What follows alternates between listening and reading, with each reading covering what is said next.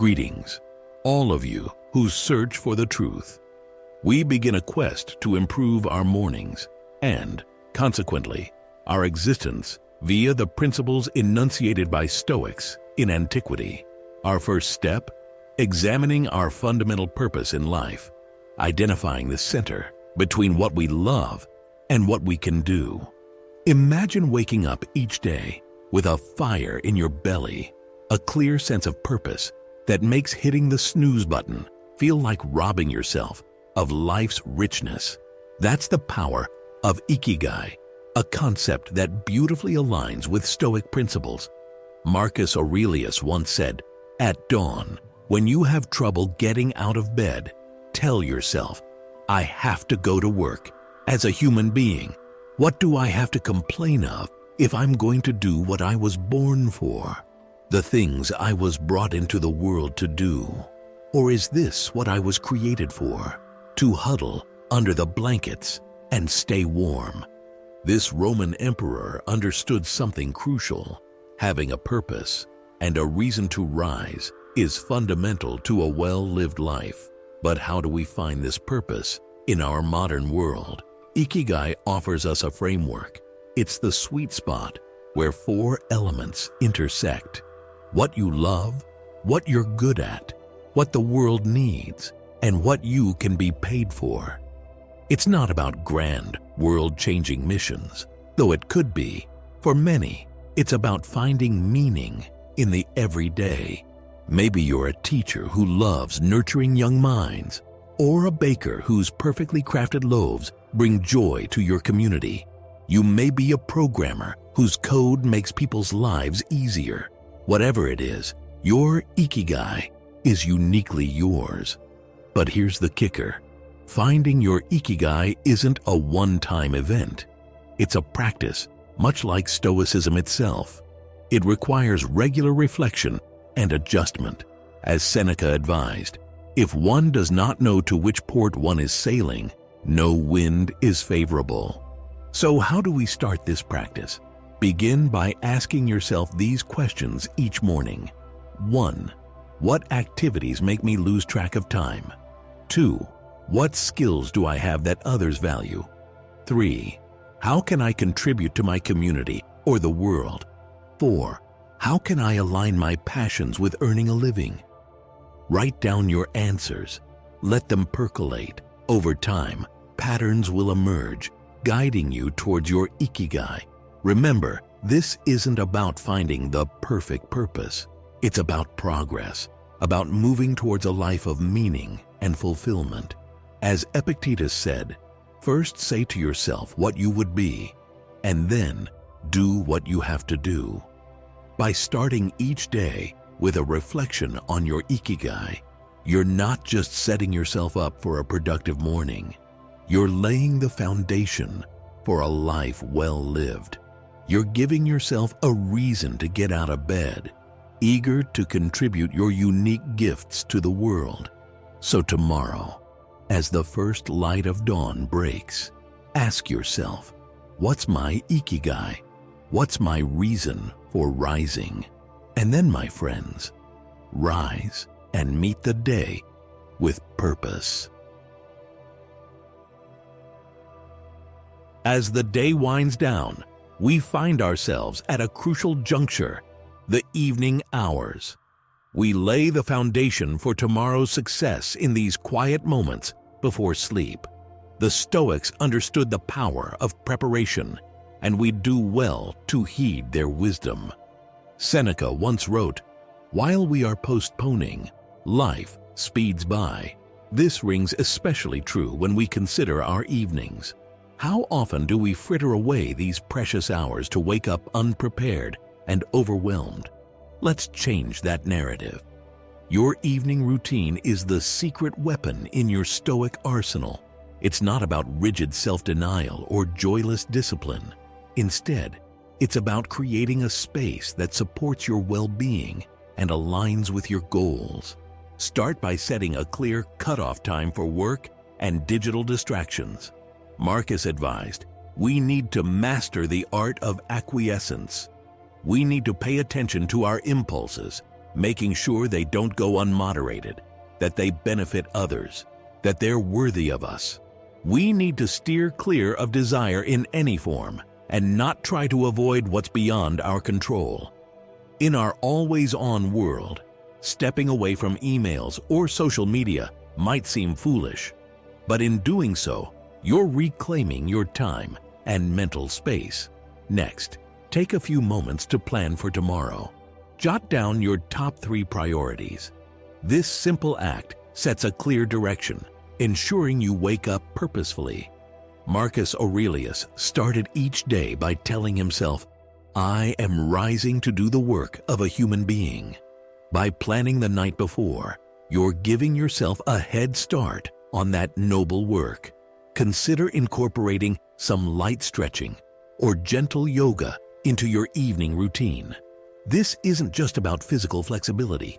It's about creating a bridge between the day's busyness and the night's calm. As you move, let go of the day's tensions. Remember the Stoic principle of focusing on what you can control. You can't change what happened today, but can prepare for tomorrow. Reading is another powerful evening habit. Choose something inspiring or thought-provoking.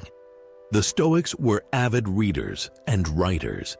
Seneca advised, "We should hunt out the helpful pieces of teaching and the spirited and noble-minded sayings which are capable of immediate practical application. Let the wisdom of great thinkers infuse your dreams." Finally, practice gratitude. Before you sleep, reflect on 3 things you're thankful for. This isn't mere positivity.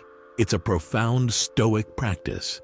Marcus Aurelius began his meditations with a long list of people for whom he was grateful. By ending your day with gratitude, you're training your mind to focus on the good, building resilience for whatever tomorrow may bring. Remember, the goal isn't perfection. Some nights, life will intervene. That's okay. The Stoic evening routine is about intention, not rigidity. As Epictetus said, "Don't explain your philosophy, embody it." Let your evening routine be a living embodiment of your commitment to growth and tranquility. So as the world quiets down, take charge of your evening tonight. Prepare your mind, body, and spirit for the dawn to come. In doing so, you're not just setting yourself up for a good morning, crafting a life of purpose, one evening at a time. Picture this. The soft light of dawn filters through your window, and you reach for your phone. Suddenly, you're plunged into a whirlpool of notifications, emails, and news updates. Sound familiar?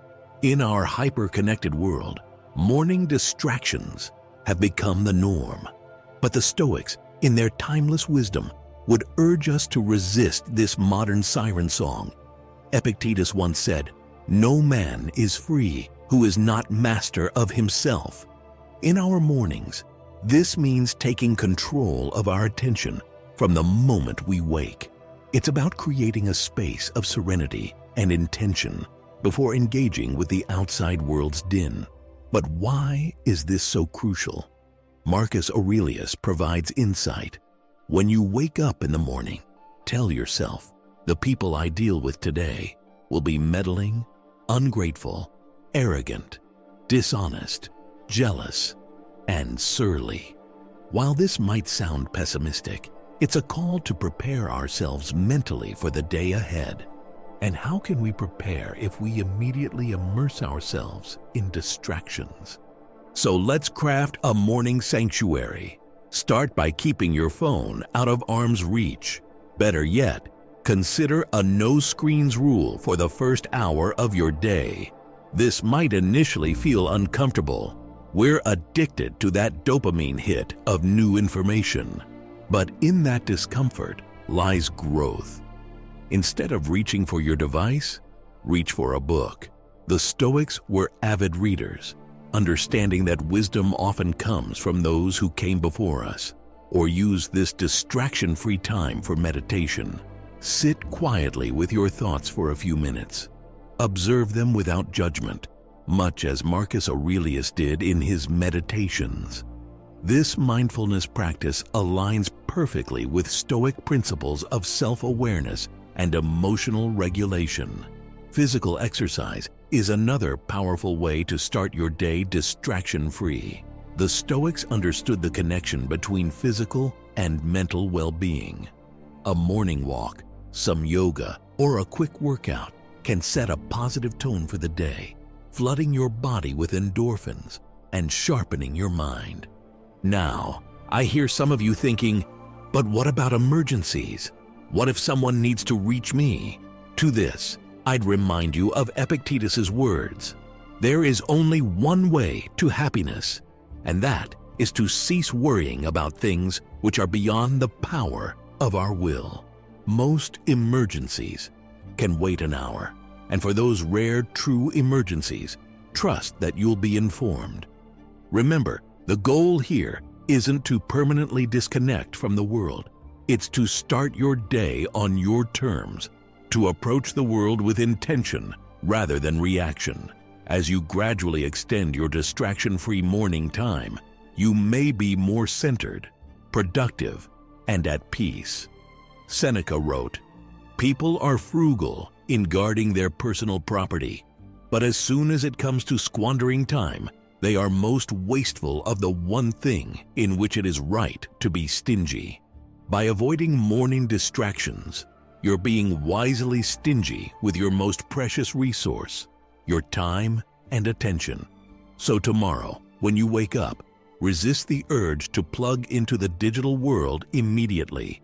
Instead, plug into yourself. Create a space of calm and intention.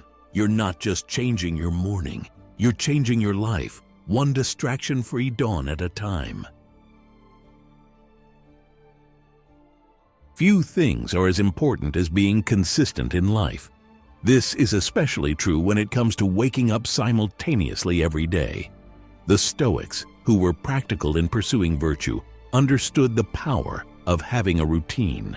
Let's see how we can use this wisdom to improve our mornings and, in turn, our lives. Epictetus once said, "No great thing is created suddenly, any more than a bunch of grapes or a fig. If you tell me that you desire a fig, I answer you that there must be time. Let it first blossom, then bear fruit, then ripen." This wisdom applies beautifully to the habit of consistent wake-up times. It's not about sudden, dramatic changes, but steady, patient cultivation. But why is a consistent wake-up time so crucial? It's about more than just being an early bird or a night owl.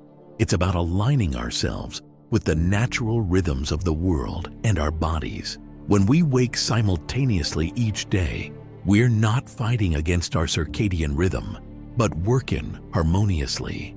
Marcus Aurelius started each day by reminding himself, at dawn, when you have trouble getting out of bed, tell yourself, "I have to go to work as a human being." By setting a consistent wake-up time, we're committing daily to our duties as human beings, our personal growth, and the betterment of the world around us. Now, I can hear some of you thinking, but I'm not a morning person. I'd remind you of Seneca's words. It is not that we have a short time to live, but that we waste a lot of it. By establishing a consistent wake-up time, even if it's not at the crack of dawn, you're reclaiming time that might otherwise be lost to inconsistency. So how do we cultivate this habit? Start small. If you currently wake up at different times each day, choose a realistic time and stick to it for a week, even on weekends. Yes, I know the temptation of sleeping in, but remember, we're building a life here, not just managing a work week. As you set your alarm, remind yourself of Epictetus' words. He is a wise man who does not grieve for the things which he has not, but rejoices for those which he has. Reframe your consistent wake-up time not as a burden, but a gift, a daily opportunity to engage with life on your terms. When the alarm goes off, don't negotiate with yourself.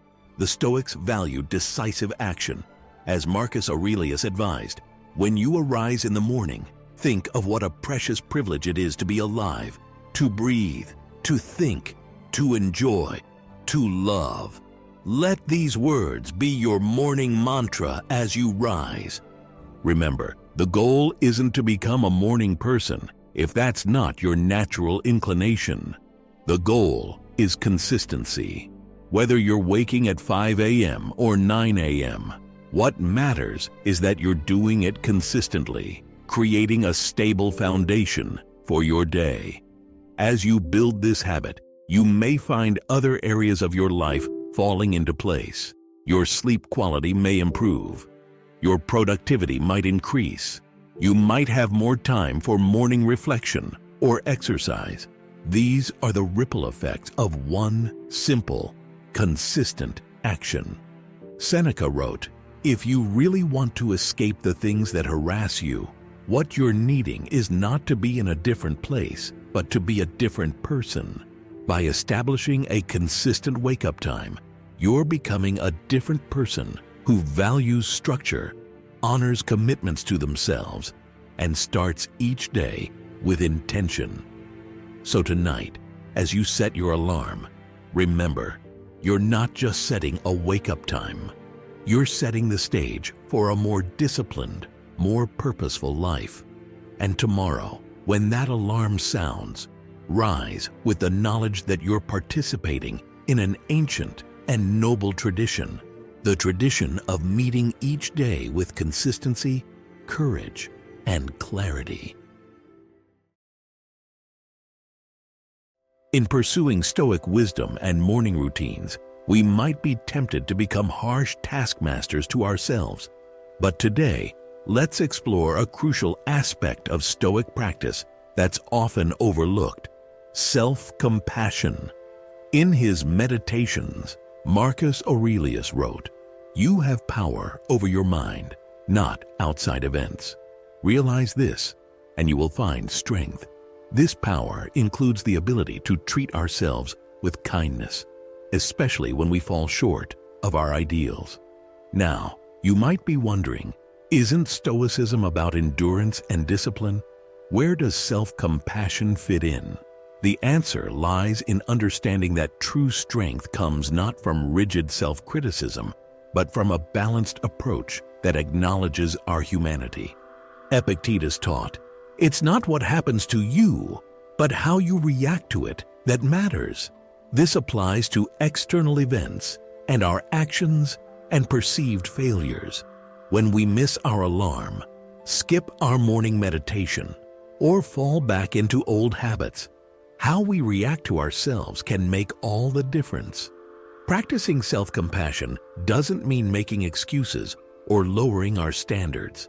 Instead, it's about responding to our shortcomings with understanding and a commitment to growth.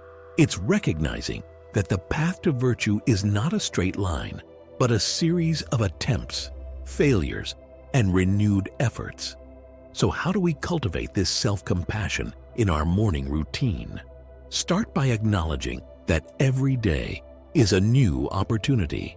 If yesterday's morning didn't go as planned, today is a chance to begin again. As Seneca advised, begin at once to live and count each separate day as a separate life. When you face setbacks, try this Stoic exercise. Speak to yourself like a good friend facing the same situation. Would you criticize them for hitting snooze once? Or would you encourage them to try again, acknowledging the challenge, but focusing on the opportunity for growth? Remember, the goal of our morning routine is not perfection, but progress. Seneca reminds us, we suffer more often in imagination than in reality. Often, our harshest critic is the voice in our head. By practicing self-compassion, we can quiet that critic and focus on meaningful change. This doesn't mean abandoning discipline. Instead, It's about finding a balance. As you build your morning routine, set realistic expectations. If you're not a morning person, don't expect to suddenly leap out of bed at 5 a.m. with a smile. Start where you are and gently push your boundaries. When you succeed in meeting your morning goals, please take a moment to acknowledge them. This isn't vanity. It's reinforcing positive habits. Recognizing your successes, no matter how small, is an exercise of this power. And on those mornings when things don't go as planned, take a deep breath and remember Epictetus's words. It's not what happens to you, but how you react to it that matters. Respond with kindness to yourself, learn from the experience, and then move forward. Practicing self-compassion in your morning routine isn't just about feeling good. It's about creating a sustainable practice that can weather the ups and downs of life. It's about building resilience, not through harsh self-judgment, but through understanding and persistent effort. So tomorrow morning, as you embark on your routine, carry with you this Stoic wisdom. Be as kind to yourself as you would be to others. Recognize your efforts, learn from your missteps, and keep moving forward. In this balance of discipline and self-compassion, we find the true strength of the Stoic path. In the grand tapestry of life, it's often the most minor threads that hold everything together. This chapter will explore the power of small, disciplined acts in our morning routine and how they can transform our days and lives. The great Stoic philosopher Epictetus once said, "No great thing is created suddenly, any more than a bunch of grapes or a fig." This wisdom aligns beautifully with the words of Lao Tzu, who taught, "The journey of 1,000 miles begins with a single step." Both remind us that monumental change often comes from small, consistent actions. So what do these small, disciplined acts look like in the context of our morning routine? It could be as simple as making your bed as soon as you rise. This might seem trivial, but Admiral William McRaven famously said, "If you want to change the world, start by making your bed." It's a small victory that sets the tone for the day, a physical representation of order and discipline. Perhaps it's taking 5 deep breaths before your feet hit the floor, centering yourself for the day ahead. The Buddha taught, "What you think, you become. What you feel, you attract. What you imagine, you create." By starting your day with this small act of mindfulness, you're setting an intention for calm and focus. Maybe it's drinking a glass of water before anything else, honoring your body's need for hydration after hours of sleep. As the Greek physician Hippocrates advised, "Let food be thy medicine, and medicine be thy food." Water, the most basic of nutrients, is a morning medicine for body and mind. The key is consistency. As Will Durant wisely noted, "We are what we repeatedly do." Excellence, then, is not an act, but a habit. Each small, disciplined act, repeated daily, becomes a building block of character. Now, you might be thinking, how can these tiny actions make a difference? To this, I'd remind you of the words of Vincent van Gogh. "Great things are done by a series of small things brought together." It's not about the magnitude of each action, but their cumulative effect over time. Start by choosing 1 or 2 small acts to incorporate into your morning routine. It could be a minute of stretching, writing down 3 things you're grateful for, or simply taking a moment to state your intentions for the day. As Marcus Aurelius advised, when you arise in the morning, think of what a precious privilege it is to be alive, to breathe, to think, to enjoy, to love. Remember, the goal isn't to radically overhaul your morning in one go. That's a recipe for burnout and disappointment. Instead, Focus on small, manageable changes. As the Chinese philosopher Confucius taught, it does not matter how slowly you go as long as you do not stop. When you inevitably face mornings where these small acts feel challenging, recall the words of Ralph Waldo Emerson: "What lies behind us and what lies before us are tiny matters compared to what lies within us. Your strength, discipline, and potential for growth lie within you, waiting to be expressed through these small morning acts." Over time, these small, disciplined acts become the cornerstone of a more purposeful, productive life. As you master one habit, you can gradually add others. But always remember the wisdom of Bruce Lee. Long-term consistency trumps short-term intensity. It's not about perfect mornings, but consistent effort. So tomorrow, as you meet the day, remember the power of small, disciplined acts.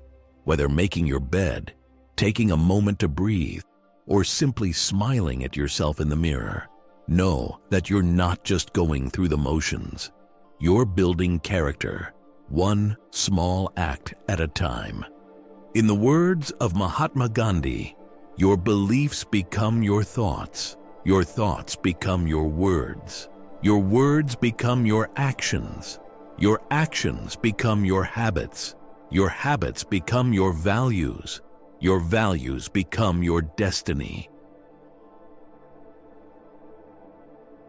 In our journey to craft a meaningful morning routine, we arrive at a profound Stoic practice: memento mori, or remember that you must die.